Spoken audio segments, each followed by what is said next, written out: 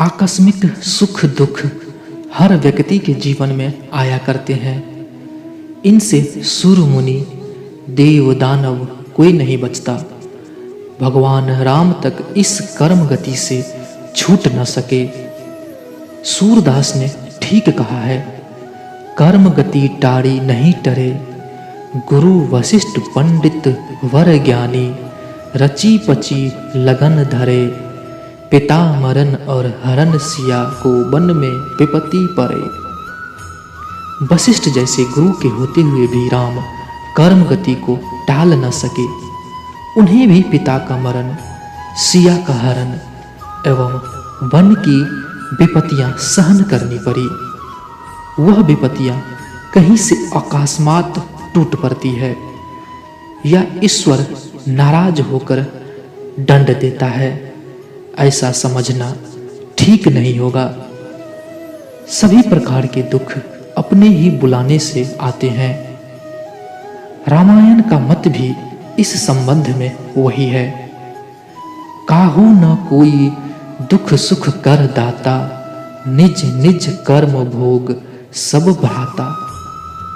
दूसरा कोई भी प्राणी या पदार्थ किसी को दुख देने की शक्ति नहीं रखता। सभी लोग अपने ही कर्मों का फल भोगते हैं और उसी भोग से रोते चिल्लाते रहते हैं। जीव की पूंछ से ऐसी कठोर व्यवस्था बंधी हुई है जो कर्मों का फल तैयार करती है। मछली पानी में तैरती है, उसकी पूंछ पानी को काटती हुई पीछे पीछे एक रेखा सी बनाती चलती है। सांप रेंगता जाता है और रेत पर उसकी लकीर बनती जाती है। जो काम हम करते हैं उनके संस्कार बनते जाते हैं। बुरे कर्मों के संस्कार स्वयं बोई हुई कटीली झाड़ी की तरह अपने लिए ही दुखदायी बन जाते हैं। दुख तीन प्रकार के होते हैं, दैविक, दाहिक और भौतिक। दैविक दुख वे होते हैं जो मन के होते हैं, जैसे चिंता, असंक क्रोध, अपमान, शत्रुता, भय, शोक आदि। दाहिक दुख वे होते हैं जो शरीर के होते हैं, जैसे रोग, चोट, आघात, विष आदि के प्रभाव से होने वाले कष्ट। भौतिक दुख वे हैं जो अचानक अदृश्य प्रकार से आते हैं, जैसे भूकंप, दुर्भिक्ष, अतिवृष्टि, महामारी, युद्ध आदि।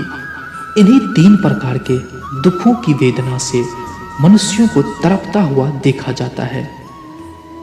यह तीनों दुख हमारे शारीरिक, मानसिक और सामाजिक कर्मों के फल हैं। मानसिक पापों के परिणाम से दैविक दुख आते हैं।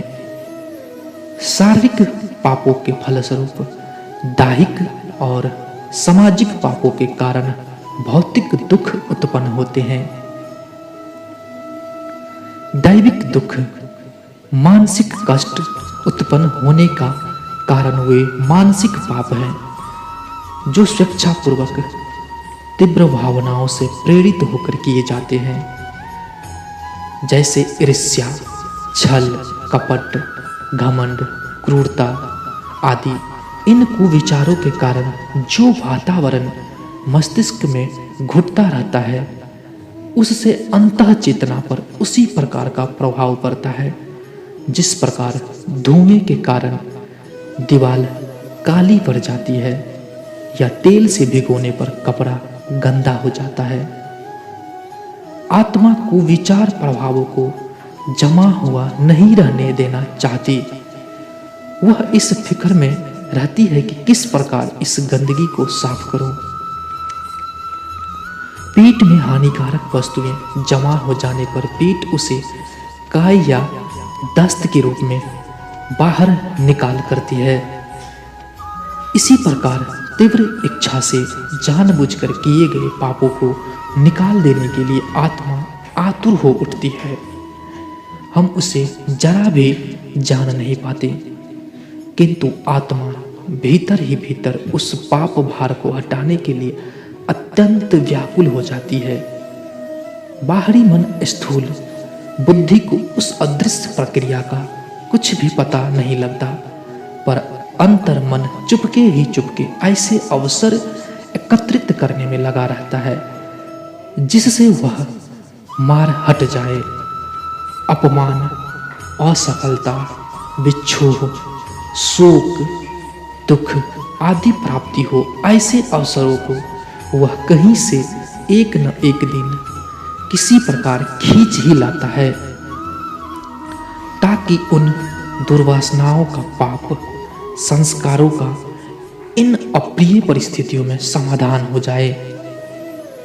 शरीर द्वारा किए हुए चोरी, डकैती, अपहरण, हिंसा आदि में मन ही प्रमुख है।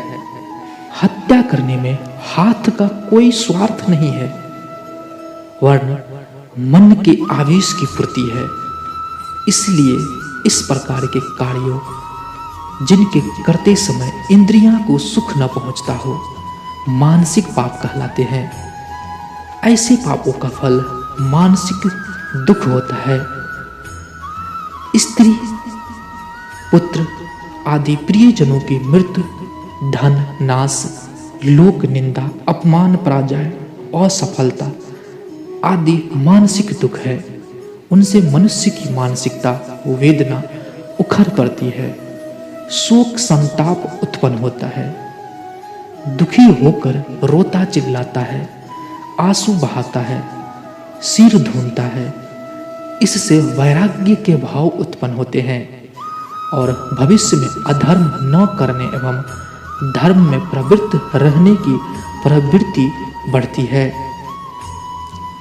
देखा गया है कि मरघट में स्वजनों की चिंता रचते हुए ऐसे भाव उत्पन्न होते हैं कि जीवन का सदुपयोग करना चाहिए।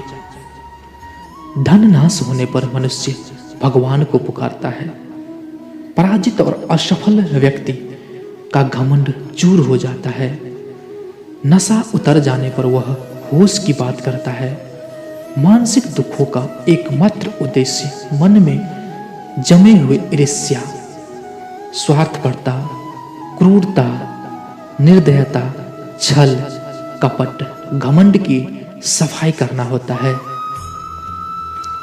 दुख इसलिए आते हैं कि आत्मा के ऊपर जमा हुआ प्रारब्ध कर्मों का पाप संस्कार निकल जाए।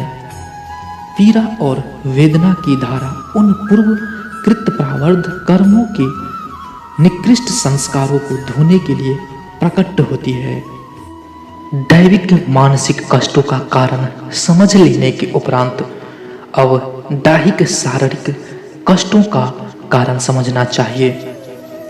जन्मजात अपूर्णता एवं पैतृक रोगों का कारण पूर्व जन्म में उन अंगों का दुरुपयोग करना है। मरने के बाद सूक्ष्म शरीर रह जाता है। नवीन शरीर की रचना इस सूक्ष्म शरीर द्वारा होती है। इस जन्म में जिस अंग का दुरुपयोग किया जा रहा है वह अंग सूक्ष्म शरीर में अत्यंत निर्बल हो जाता है। जैसे कोई व्यक्ति अति मैथुन करता हो तो सूक्ष्म की वह इंद्रियां निर्बल होने लगेगी। फल स्वरूप संभव है कि वह अगले जन्म में नपुंसक हो जाए। यह नपुंसकता केवल कठोर दंड नहीं वरन सुधार का एक उत्तम तरीका भी है। कुछ समय तक सूक्ष्म शरीर के उस अंग को विश्राम मिलने से आगे के लिए वह फिर सचेत और सक्षम हो जाएगा। शरीर के अन्य अंगों का शारीरिक लाभ पाप पूर्ण, अमर्यादित अव्यय करने पर आगे के जन्म में वे अंग जन्म से ही निर्बल या नष्ट प्रायः होते हैं। शरीर और मन के सम्मिलित पापों के शोधन के लिए जन्मजात रोग मिलते हैं या बालक अंग भंग उत्पन्न होते हैं। अंग भंग या निर्बल होने से उस अंग को अधिक काम नहीं करना पड़ता, इसलिए सूक्ष्म शरीर का वह अंग विश्राम पाकर अगले जन्म के लिए फिर तारोताजा हो जाता है।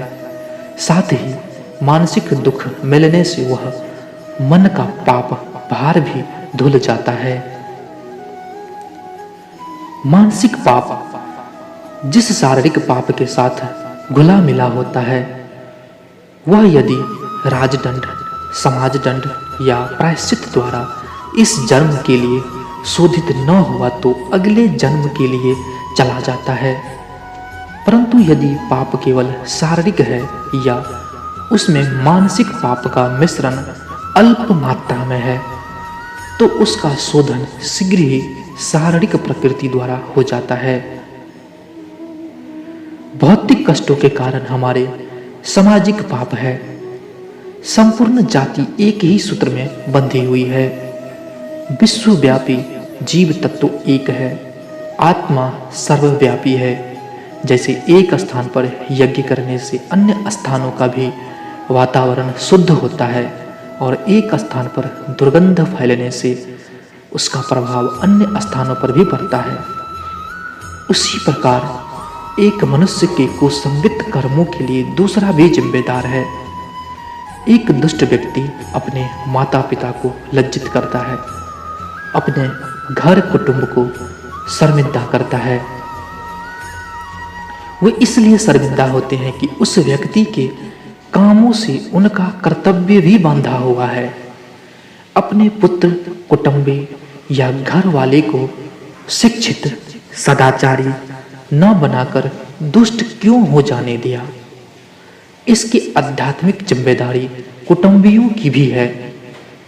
कानून द्वारा अपराधी को ही सजा मिलेगी, परंतु कुटुंबियों की आत्मा स्वयं में शर्मिंदा होगी, क्योंकि उनकी शक्ति यह स्वीकार करती है कि हम भी किसी हद तक इस मामले में अपराधी हैं।